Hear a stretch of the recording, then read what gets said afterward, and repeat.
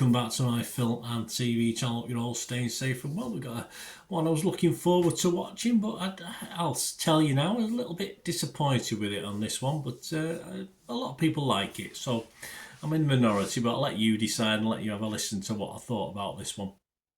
We're going to have a look at A Quiet Place Day 1, so we're going back in time on this one, a 15 certificate, 100 minutes. I don't mind that length of time, that's pretty reasonable. Of course, it's an American apocalyptic horror film written and directed by Michael Sarnowski, based on the story conceived, of course, with John Krasinski. He's not in this, of course. It is the third instalment in the film series, serving as a spin-off and a prequel.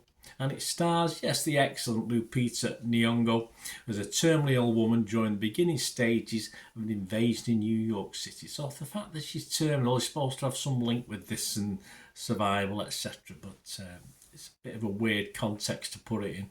Anyway, by an invasion of New York City by extraterrestrial creatures with an acute sense of hearing. The supporting cast includes Joseph Quinn, Alex Wolff, Dimon Hunsu, who reprised their role from the second film. Released in the US by Paramount on June the 28th, 2024. So I'm recording this, check your territories, on the 30th of June 2024, so a couple of days after. Please, we'll have a look at this film and tell you what's happening in this. First of all, just a shout out on screen, some links to a great set of pens from friends of the channel, Two Hands stationery company. They're still available, Pigment pens. You can use all for the artist amongst you, or just people like me who like writing lots of hard copy notes, can we call them that these days? All labels for stuff I might sell and stuff like that. So I don't think I'll need another set of black pens again, but they're great value for money. They're reasonably priced at the moment at £8.49 from £12.99 on that if you follow that link. But if you put in the voucher code on there that I'll give you on the link as well at checkout, you'll get an extra 15% off. So 12 great pens for just something under £7. That includes postage as well, guys, so incredibly cheap. Fill your boots. And they're getting a 4.4 out of 5 rating for the set of pens on Amazon as well, with 5,000 reviews. So don't just take my word for it. So give them your support, guys. Buy a set for yourself, buy a set for your friends. Great gifts as well, of course. Right, back to the film. What's it about? Well, Samira is a terminally ill cancer patient, lives at a hospice in New York City with her cat Frodo. Yes, Miss Frodo Baggins, but obviously just called Frodo. I wonder why. One day, Ruben, a care worker, convinces a reluctant Sam to join a group outing to Manhattan. Bad decision. During the trip, the group noticed meteor-like objects crashing into the city. Shortly afterward, hostile extraterrestrial creatures begin to attack people, the buggers. In the ensuing chaos, Sam is knocked unconscious. And what happens when she wakes up? You'll have to find out, guys. Right, my thoughts on this. The aliens now in this just aren't that scary anymore. We were only really scary for me when you hadn't seen them in that very first episode. You didn't know what was going on when you very rarely saw them. So it's all about wanting the lead characters. It's all about the setup to survive. And I thought the first two films that worked pretty well, although I wasn't overly convinced in this one.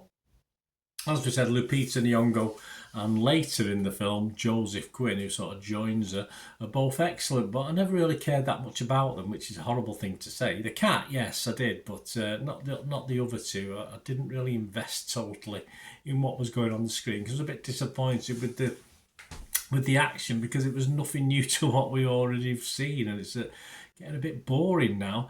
It is watchable, but nowhere near the quality of the first two films, although some people said it's better. I don't know where they get that from. And I just wanted something a little bit different than an empty city and the fear of knocking things over. The roaming around empty shops, breathing quietly, has been done to death by now. Not just in this, in other things as well. I just ended up hoping a zombie or two would pop up as well at this stage, because I did find it a bit monotonous. There are some good scenes, some exciting scenes, legging it away from these creatures. But for me, it became more importantly, does a cat survive? That's what I wanted to know, but you'll have to watch to find that out, guys. My scores on this, I'm not going to be great, as you can probably guess. I would be fresh on Rotten Tomatoes. I couldn't say rotten, but I'll be mixed on Metacritic. I couldn't be positive, I couldn't be totally negative. And I'm just going to give it half a point under my watchable score. I'm just going to give it a 5.5 out of 10, because as I say, it was okay, but I just wanted a bit more. I just want a bit more story to it rather than seeing what we've seen before. Not done as well either, because we know what to expect. So I'll give it a 5.5 out of 10, this one.